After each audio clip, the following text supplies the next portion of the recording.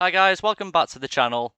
Today's video is on DPI and this one's quite an interesting topic really, similar to the high sense and low sense argument and also the heavy mice and light mice argument too, with regards to improvement versus performance. This one also gets a little more in depth though, as there is also technical benefits to using higher DPIs.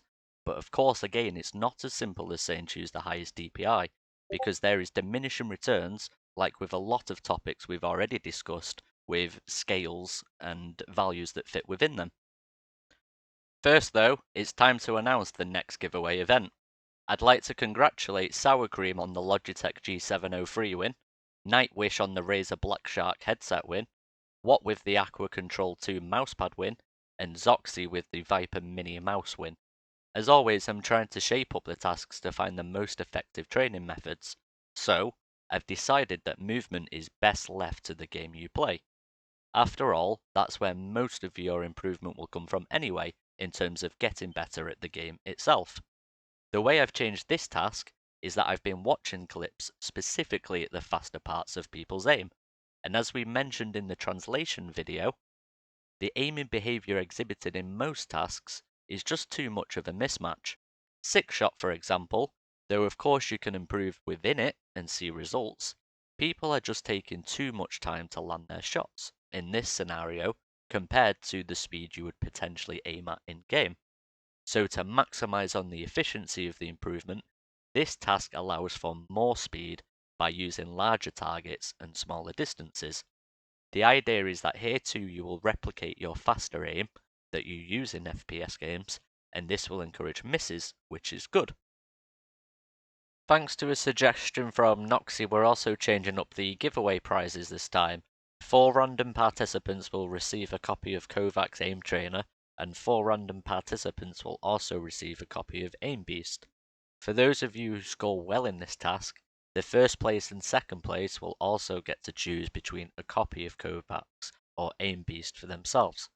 And of course, if you win and already have one of those aim trainers, then I don't mind replacing it for the other, or a different one altogether, that's absolutely fine. Or if you want it gifting to a friend instead. The close date for this giveaway is going to be the 14th of May at 5 PM UK time. To enter the giveaway, you must join the Discord server using the link below this video. You must also enter a screenshot of your score into the giveaway channel, and that's it. I can keep track of who's playing and entering this way, and I will also announce the winners in this Discord on the close date. The task is called RYSPK Small Shot, and to play this task you need AimLab.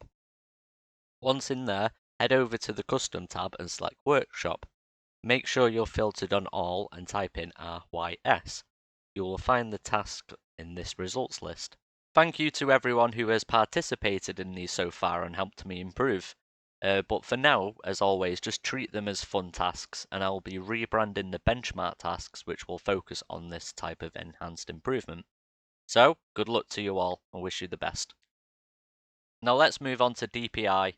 This stands for dots per inch, and a dot is exactly the same as a pixel, which now might make more sense to some of you if you didn't know that. It's basically the number of pixels per inch that you're setting with your mouse, and you can test this with something as basic as your monitor resolution. If you use a 1920 pixel width resolution on your monitor, for example, and also 1920 DPI on your mouse, then it would take exactly 1 inch of mouse movement to cover the whole width of your monitor on a default Windows sensitivity of 6. This, of course, is translated into the 3D environment with trigonometry and arc equations, which is how it affects you in-game. So the question really is more dots per inch better? Again, similar to the high sensitivity and the light mouse argument, but not exactly. There is also technical benefits to using a higher DPI. The way that it's similar to high sense and the light mouse argument is that there is increased precision required with your aim now, as there are more points for your mouse to pick up on. And don't think about this with just width either. It's also vertically, and this too has an effect on diagonal movement, so you learn to adhere to these harsher error margins, which improves your control over time. This is especially noticeable for people just aiming, say, in a horizontal line. On a higher DPI, the mouse will pick up on more inconsistency with your movement and might register that you navigated to a pixel above or below it, which now makes your horizontal line look wobbly. That pixel did not exist in the lower DPI set, and thus was masked. The technical benefit side is that higher DPI actually reduces input latency. It's only marginal, and the reason is because the mouse essentially registers your movement twice as often if you went from, say, an 800 DPI to a 1600 DPI setup. And that's because of the CPI rate of the mouse sensor. That increases, which is counts per inch. Not only this, there are also some suggestions out there saying that there's inconsistency with mouse movement itself if your DPI is lower than your mouse polling rate.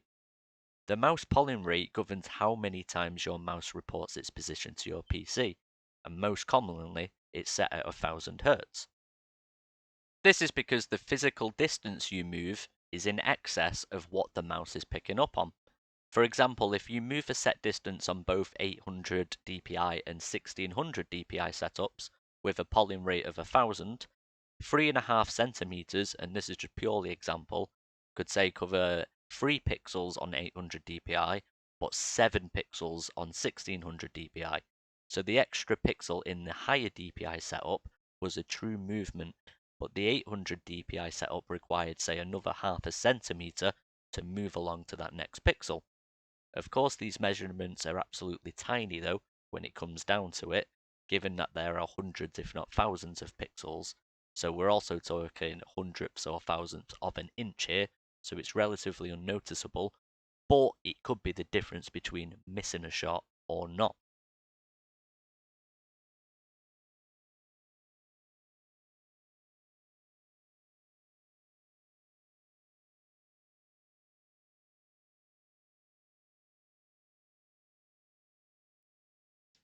So, DPI is completely left up to you as a player.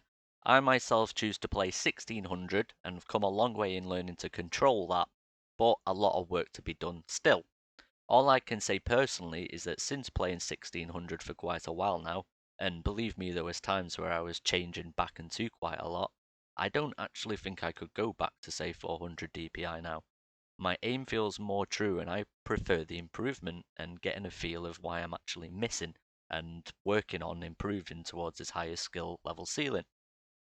But yeah, relaying it back to the improvement versus performance argument, you could see in those DPI graphs that on a lower DPI you're less likely to make the inconsistency, but that's the environment you improve towards. And like I said before with the precision argument, you could move just a centimeter below not activating the next pixel, whereas on the higher DPI, it would give you that movement. So yeah, thanks for watching guys, and I'll catch you in the next one.